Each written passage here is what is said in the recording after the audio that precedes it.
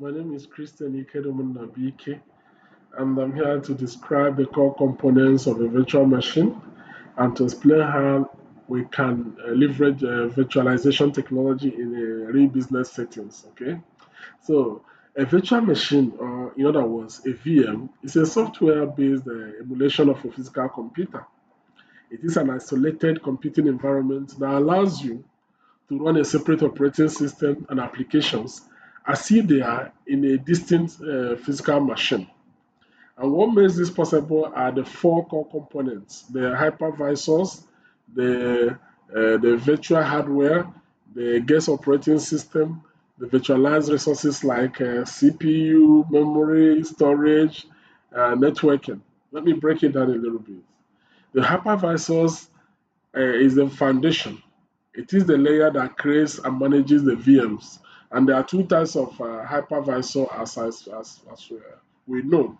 The type 1 hypervisor, like the VMwares, the Microsoft Hyper-Vs, these are the ones that run directly on a physical server, which is ideal for enterprise use because of their performance and security. And the type 2 hypervisor, which is the example like Oracle VirtualBox, these ones run on top of an existing operating system, which is great for learning and testing, but not for production environment. Okay, so each virtual machine then gets its own set of virtual hardwares, virtual CPUs, RAM, hard disk, and networking adapter. These aren't physical; they are abstract from the host real resources. But with the software inside the VM, they behave exactly like real hardwares. Okay. On top of on top of that runs the guest operating system. Whether it's a Windows Server, a Linux distribution, or even a legacy systems like Windows XP for specialized industrial software. These virtual machines resources are dynamically allocated from the host physical pool. This allows multiple VMs to run side by side, fully isolated, yet sharing same underlying server. Okay. Now, how do we leverage virtual machine in real business settings? This is very important. How to leverage virtual machine in real business settings, because virtualization isn't just about technology, but it's about the strategic advantages that it plays. For example, I remember a time I did a capstone project, a capstone work with a mid-sized company.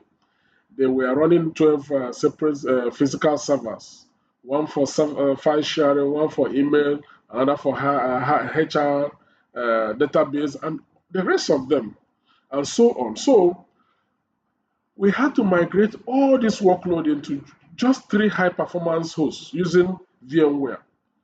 The result is awesome. We managed to reduce 60% of the hardware cost, we lower power and cooling bills, and we freed up rack space, which were repurposed for new projects. But the value gets just beyond cost saving. Consider a development team that needs to test an application across Windows, Linux, or Mac operating system. Instead of buying and maintaining three physical machines, they can spin up their isolated VMs in minutes, test their code, and tear them down when they are done. That drastically accelerates release cycles and get products to market as fast as possible. I've also seen virtualization transform disaster recovery. With VM snapshots, you can capture an entire system and replicate it offsite. If a server fails, you can restore that VM on any compatible host in minutes, not hours or days. So for business processing customers transaction, that's not just convenient, it's mission critical. Mission critical.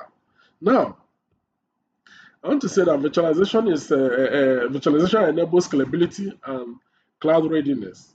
So if you need more memory for growing applications, what do? You allocate it. No hardware swap required.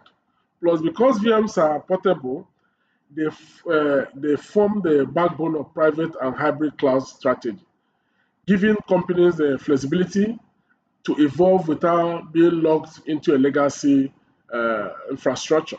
So, in summary, I would say that virtualization is a strategic enabler that enhances operational efficiency, reduces costs, and provides agility. which is the key factor for modern business growth and resilience.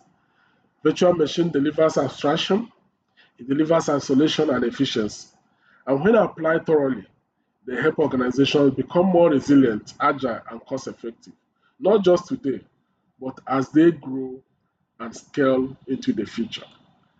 I'm so happy and I know that this gives a very clear view of how virtualization can be implemented in business. Thank you so much.